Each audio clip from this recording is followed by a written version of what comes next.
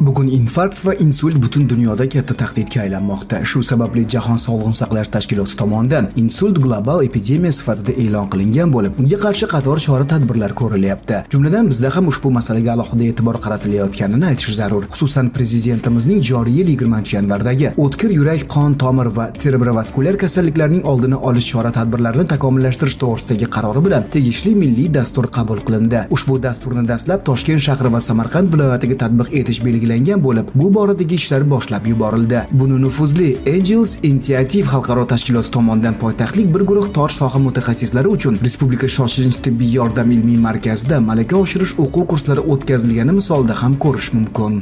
Bu anjumanimizning asosiy maqsad bu reperfuziya terapiyasini, ya'ni bu birinchi soatlarda insultga tez tibbiy va malakali yordam ko'rsatish masalalari ko'rib chiqyapti. Bilamiz, insult bu nogironlikka olib keladigan kasallik va insult juda vaqtga bog'liq kasallik. Qanchalik tez mahalliy mutaxassislarimiz tez tibbiy yordam ko'rsatsa, shuncha nogironlik soni kamayadi.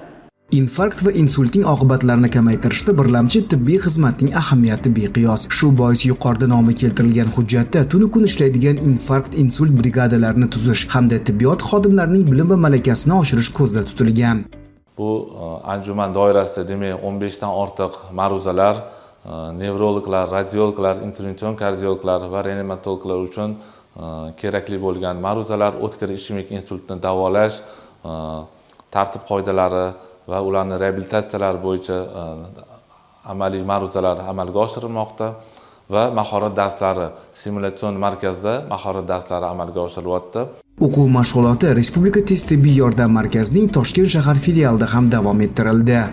Mazkur qarorga muvofiq infarkt va insultga qarshi kurash milliy dasturi tasdiqlandi va ushbu dastur dastlab Toshkent shahar va Samarqand viloyatlarida joriy etilishi belgilangan. Shu munosabat bilan bugun Respublika tez tibbiy yordam markazi Toshkent shahar filialida Angels Initiative global tashabbusi tashkiloti bilan hamkorlikda ishlab chiqilgan o'quv dasturlari asosida tez tibbiy yordam brigadalari shifokori va feldsherlari uchun trening o'tkazilmoqda. Ushbu treninglar joriy yilning 21 fevral kuni Respublika tez tibbiy yordam markazi Samarqand viloyat filiali vakillari uchun ham o'tkazilishi rejalashtirilgan.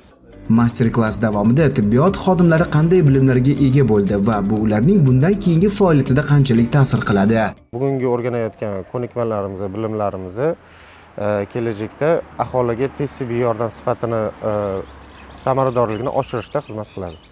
Sal ilgari aytib o'tilganidek, milliy dastur dastlab Toshkent shahri va Samarqand viloyatida amaliyotga kiritiladi. Shu bois o'quv mashg'ulotini poytaxtdan keyin Samarqandda davom ettirish rejalashtirilgan. Umuman yurtimizda infarkt va insultning oqibatlarini kamaytirish bilan bog'liq sa'y-harakatlar yangi bosqichga ko'tarilmoqda. Bu intilishlar yaqin istiqbolda o'z samarasini berib, infarkt va insultga doir ko'rsatkich yanada yaxshilanishiga ishonamiz.